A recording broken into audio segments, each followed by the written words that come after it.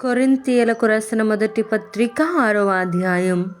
మీలో ఒకనికి మరి ఒకని మీద వ్యాజ్యమున్నప్పుడు వాడు పరిశుద్ధుల ఎదుటగాక అనీతిమంతుల ఎదుట వ్యాజ్యమాడుటకు తెగించుచున్నాడా?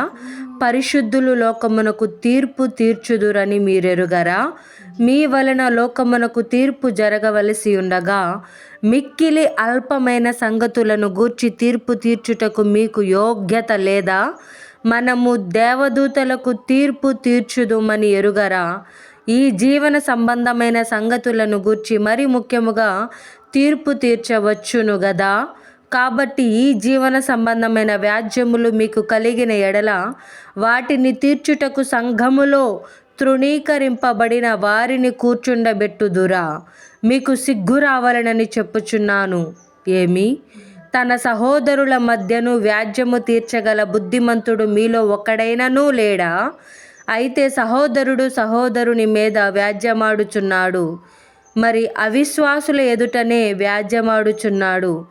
ఒకని మీద ఒకడు వ్యాజ్యమాడుట మీలో ఇప్పటికే కేవలము లోపము. అంతకంటే అన్యాయము సహించుట మేలు కదా. దానికంటే మీ సొత్తుల నపహరింపబడనిచ్చుట మేలు కదా. అయితే మీరే అన్యాయము చేయుచున్నారు, అపహరించుచున్నారు, మీ సహోదరులకే ఇలాగు చేయుచున్నారు. అన్యాయస్తులు దేవుని రాజ్యమునకు వారసులు కానేరని మీకు తెలియదా? మోసపోకుడి.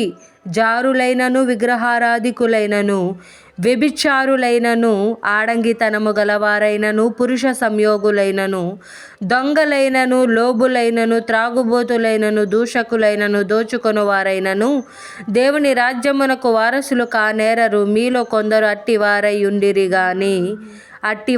ఉంటిరి గాని ప్రభువైన యేసుక్రీస్తు నామమునను మన దేవుని ఆత్మయందును మీరు కడుగబడి పరిశుద్ధపరచబడిన వారై నీతిమంతులుగా తీర్చబడితిరి. అన్నిటి యందు నాకు స్వాతంత్ర్యము కలదు గాని అన్నియు చేయదగినవి కావు. అన్నిటి యందు నాకు స్వాతంత్ర్యము కలదు గాని నేను దేని చేతను లోపరచబడనొల్లను.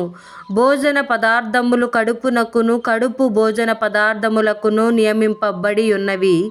దేవుడు వాటిని నాశనము చేయును. దేహము జారత్వము నిమిత్తము కాదు గాని ప్రభువు నిమిత్తమే, ప్రభువు దేహము నిమిత్తమే. దేవుడు ప్రభువును లేపెను, మనలను కూడా తన శక్తి వలన లేపును. మీ దేహములు క్రీస్తునకు అవయవములై ఉన్నవని మీరెరుగరా? నేను క్రీస్తు యొక్క అవయవములను తీసుకొని వేసే యొక్క అవయవములుగా చేయుదునా? అదెంత మాత్రమును తగదు. వేశ్యతో కలుసుకొనువాడు దానితో ఏక శరీరమై ఉన్నాడని మీరెరుగరా? వారిద్దరూ ఏక శరీరమై యుందురు అని మోషే చెప్పుచున్నాడు గదా. అటువలే ప్రభువుతో కలుసుకొనువాడు ఆయనతో ఏకాత్మయ్య ఉన్నాడు. జారత్వమునకు దూరముగా పారిపోవుడి. మనుష్యుడు చేయు ప్రతి పాపమును దేహమునకు వెలుపల ఉన్నది గాని జారత్వము చేయువాడు తన సొంత శరీరమునకు హానికరముగా పాపము చేయుచున్నాడు. మీ దేహము దేవుని వలన మీకు అనుగ్రహింపబడి మీలో నున్న పరిశుద్ధాత్మకు ఆలయమై ఉన్నదని మీరెరుగరా? మీరు మీ సొత్తు కారు, విలువ పెట్టి కొనబడిన వారు గనుక మీ దేహముతో దేవుని మహిమపరచుడి.